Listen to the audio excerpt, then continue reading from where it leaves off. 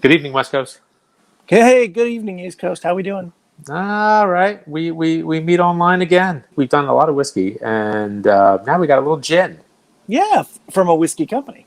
from a whiskey company, from our friends in Tel Aviv. They're in Tel Aviv, aren't they? They are in Tel Aviv, yes. Tel Aviv, Israel.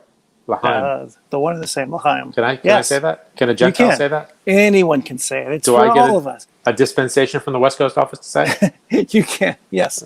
Nice. Today you're Jewish. Thank you. Hey, I'm in Cherry Hill too, so you know. That's right. You've been here, you're man. you actually are in the homeland. This is the promised land. It is the promised land. It is the of New promised Jersey. land. Of New Jersey. And I've learned how to make bagels. So I am one with your people. The folks at M&H, I think, would be very, very impressed by your bagel making. So, Right. okay, we've digressed enough. We Milk digressed. and Honey Distillery, this is the Levantine Gin, clocks in at 46% ABV. I was actually very surprised that they made gin. I had no idea. We've been talking up their whiskey for now a while, and I had no idea. Yeah, and their whiskey's damn good. We've reviewed a couple. We like it. So this is going to be a very interesting experiment with their gins. So this one is not aged. They also have a slightly aged one too, it looks like. So this is the regular. Shall I read a little bit about it? Go right ahead. Okay. Our gin starts the same as our single malt series. 100% pure malted barley that's mashed in-house and distilled in our pot still. Then we add a heap of juniper and botanicals, hand-sourced from Tel Aviv's Levinsky market. Origanum, syriacum, I don't know what that is, lemon peel, orange, chamomile, verbena, cinnamon, and black pepper. We then let the botanicals rest in the still for 48 hours and then distill for the third time in our 250-liter pot still for extra smoothness. 46% ABV.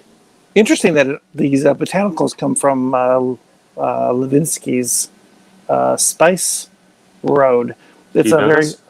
I know of it. It's a very famous, it's kind of a touristy place, I think now, from what I understand.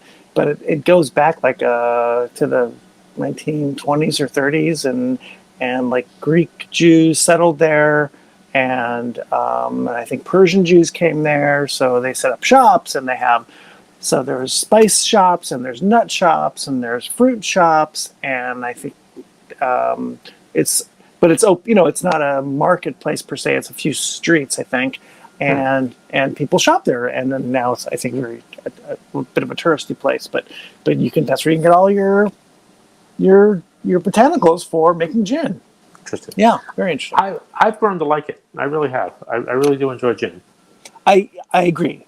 We haven't done a whole lot of it for tastings, but you and I both, we like our gin and tonics. Oh, absolutely.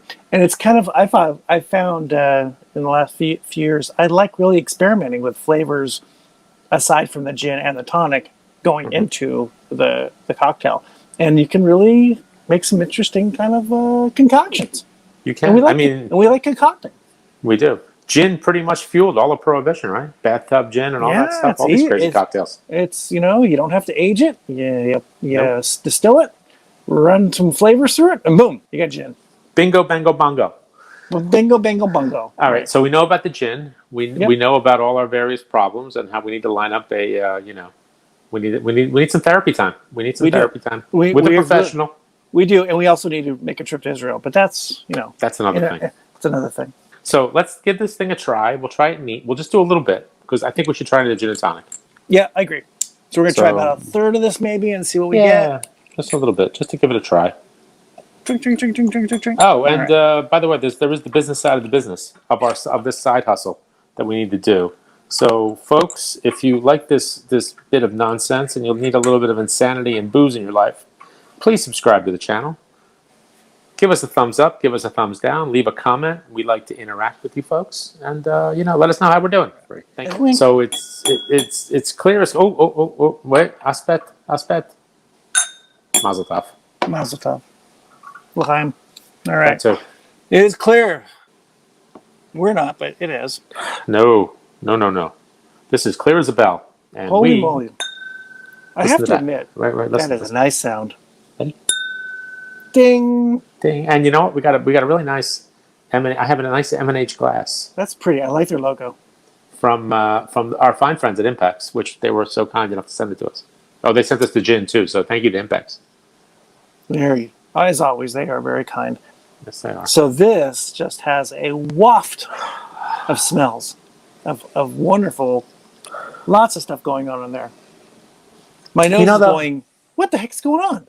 But you know what though? I'm not getting, like, usually it does smell different from other gins. I'm not getting as much juniper as I have from like a London dry gin. Yes. So I think a lot of these gin making machines, companies, they experiment with just enough juniper to get to be gin legally in whatever country they're making them, right? And really what sets them apart individually is all these other things that they can put in there. What we know with Botanist has all those flavors, botanicals from Isla, and this has botanicals from locally in Tel Aviv, although we don't know where they're from exactly. But I think they're trying to put their own stamp on their individual gins, right? Right, so, like anybody else, like if you made a pizza, it's these 5 ingredients, but what's making it your own, right? Know? And I love pizza. You got to be nuts to not like pizza. Pizza will bring us together. So there's lots going on here.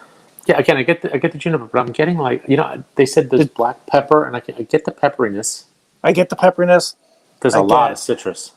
Tons of citrus. It's almost grapefruity. There's almost I want to say lime, but maybe it's lemon that I'm getting. Maybe like lemon peel, maybe not lemon. You know what I'm almost getting though? Like you ever see like when they do they'll do like a studded like a orange or whatever with clove? Yeah. I almost get something like that. Like I get like that burst of of orange zest. Yep. And clove. There's a zestiness to this, that's for sure. Oh, it's like walking through a garden. It's gin is so interesting. I think it's when you say garden because these are not the smells that you smell necessarily every day. And and they're always a little bit, like we said, they're all a little bit different. And I just find it kind of mesmerizing I think gin gets a bad name too, because you think of really low end stuff in big jugs at your local, drugstore and people walking out with it and getting hammered on it. That's the craft gins or the well-made gins aren't like that. So anyway, let's go in for a little taste. All right. It's very peppery. Oh my. You read my brain there. It's very, very peppery up front. And it's all up front. It's all like at the tip of my tongue. This doesn't go deep. This is, did it say black pepper? I'm almost getting white pepper out of it. It's a muted citrus to me. Yeah, the citrus doesn't come through as much. Nope. Here, it says black pepper. So this is one thing I do not do. I do not drink gin on its own. This is not something I do.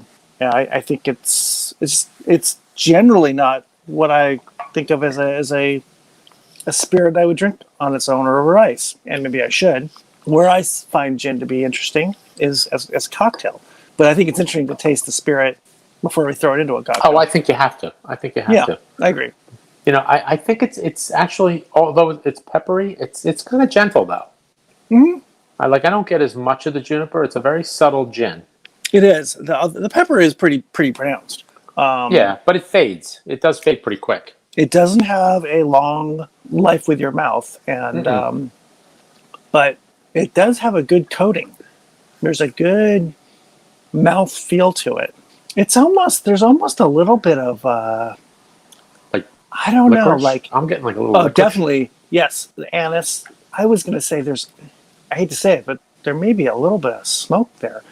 Maybe ashiness, or not that I've done this, but like the old days of an ashtray with some ash lingering around.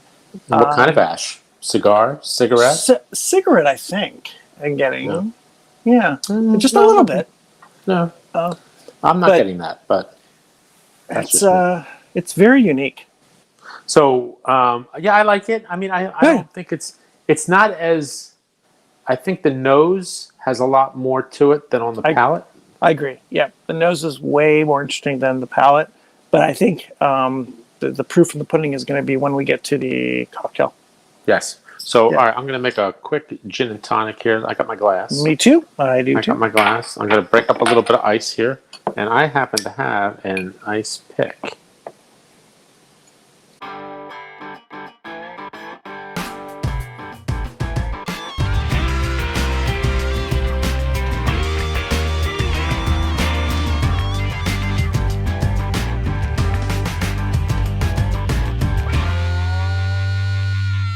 Shall we? Sir, Clink. let me do that. Let me do the proper clink. Ready? There you go. I use my Glencairn. All right, let's give it a try. Well, it smells like a gin and tonic. See, tonic water is kind of tough though because it does have a strong flavor. Yeah, it does. You know? So it's kind of hard to really. I think it's kind of hard to evaluate a gin. So I think no matter what we do, I think we're going to like it because we put good gin in here. I mean, good tonic water. Yeah, this is good. I like this. Mm-hmm. Oh, that's nice. That's a. Yeah. You know what though?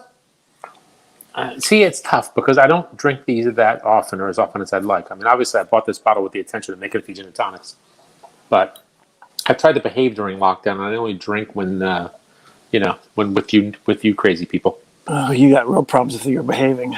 Well, during this nutty time. Well, it works a little crazy, but yeah. But this is nice. It's very clean, very nice drink. But you're right. I think you might be alluding to it's hard. It sometimes is hard to evaluate the gin on its own as a gin in a cocktail. What you're evaluating is the cocktail, and we like the. I don't know about you. I like my G&T here. It's very good. I do too. I've grown to really, really like a gin and tonic. It's a lovely drink. And I do too. And I like this specific one. This specific one tastes very good. Yeah, I'm happy right now. I'm in my happy place with my G&T. Ah, it's lovely. So, what did you think of the gin on its? What did you think of the gin on its own?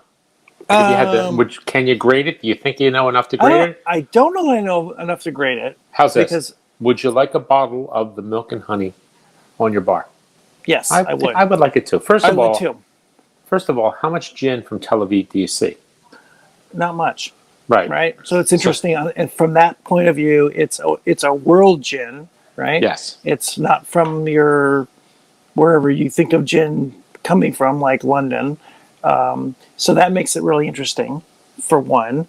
And I love the smell of it. It smells great, and it made a good cocktail. I mean, what more do you really want? I don't know that I'll ever become a gin drinker. I don't think like straight just a gin drink? No, I don't. That's not my thing. But I like gin in cocktails. There you go. And I like gin and tonic. And this is a really good gin and tonic. If we can evaluate that way, that's how I'm evaluating it.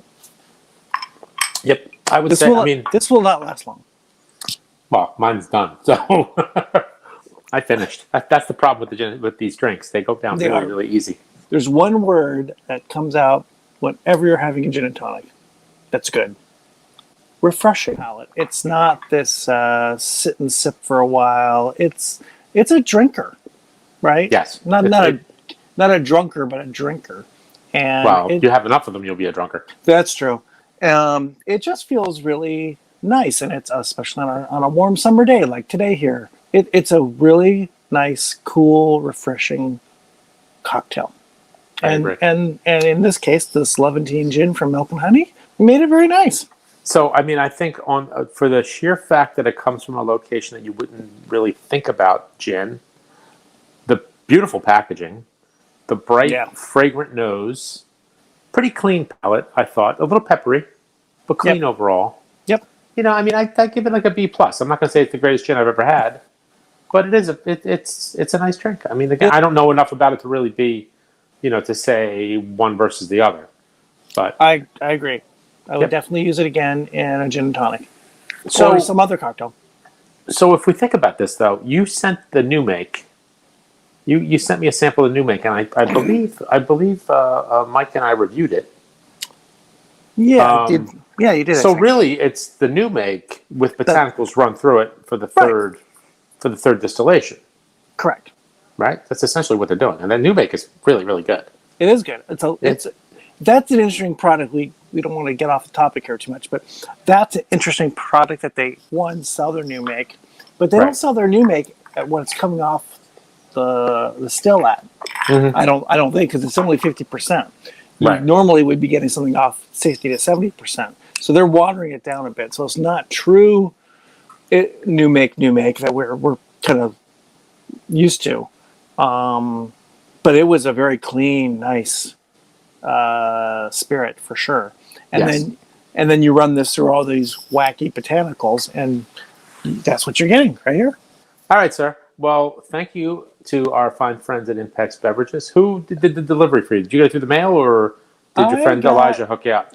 No, I believe this one came in the mail. Excellent. Yeah, and thank you to all those folks over there, Sam, Chris, Elijah.